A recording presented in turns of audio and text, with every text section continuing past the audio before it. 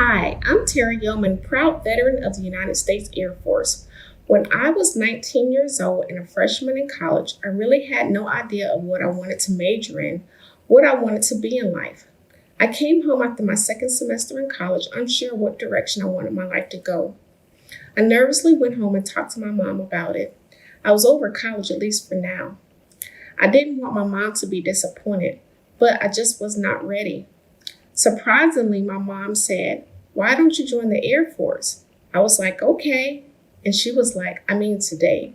Unknowing to me, my mom had immediate plans for me and took me to the Air Force recruiter the same day. That day, I made one of the most biggest decisions of my life. We walked into the recruiter's office. I was dressed in a cute skirt and blouse, stockings, jewelry, and a little dab of makeup. My mom said to the recruiter, "She wants to join the Air Force." The recruiter looked at me, I was all dolled up, and he said, "She'll never make it." He had a point.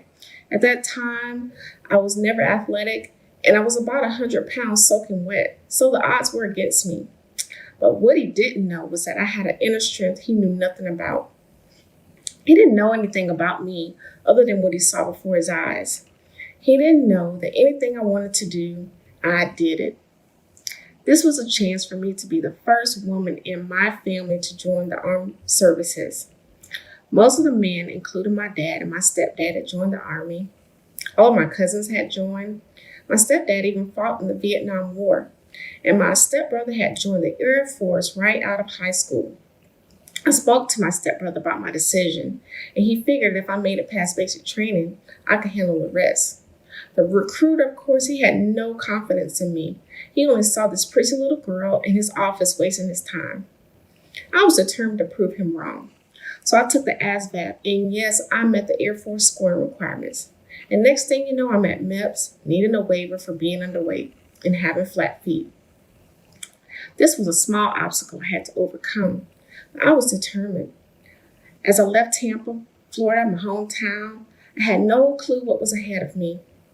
During the first weeks of basic training, I have to admit, I quietly sniffled myself to sleep almost every night. I thought that maybe that recruiter was right. I missed my family, my regular old civilian life. Was I cut out for military life? A month into basic training, I started to feel really weak, and these clear bumps began to appear all over me. All over. My fellow airmen noticed my delirium after morning chow. No matter how I tried, I just couldn't get it together. I was confused and disoriented. They brought my training instructor, aka the scary guy who yelled at us every day, to check on me. I was nervous even in my delirium. He yelled, "What's wrong with you, airman?"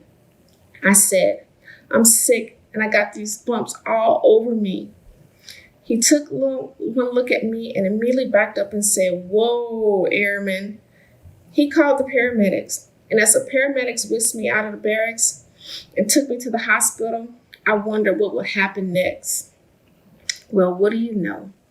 I had none other than the chicken pox. Yes, I was 19 years old in basic training with the chicken pox. I was quarantined, and this meant I had to graduate later than my class, which was tough to take. But I was told if I wanted to, I could go home. I could get medically separated. Go home, I thought. I was already questioning my decision about joining, and I missed my family terribly. Then I thought about that recruiter, believing that a tiny girl like me couldn't make it in the armed services. It was at that moment, a moment of real clarity, that I said, no way am I going home. I'm strong and I can get through anything.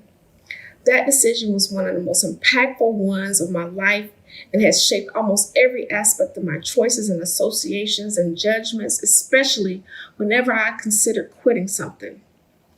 I think about that recruiter often. He presumed I couldn't make it through basic training because I was just a little girl. I showed him.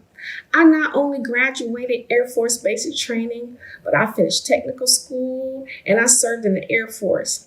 I served as an Air Force pharmacy technician for 3 years, used my GI Bill to finish college, and now I teach math to 6th, 7th, and 8th graders. And I'm also a realtor with Keller Williams.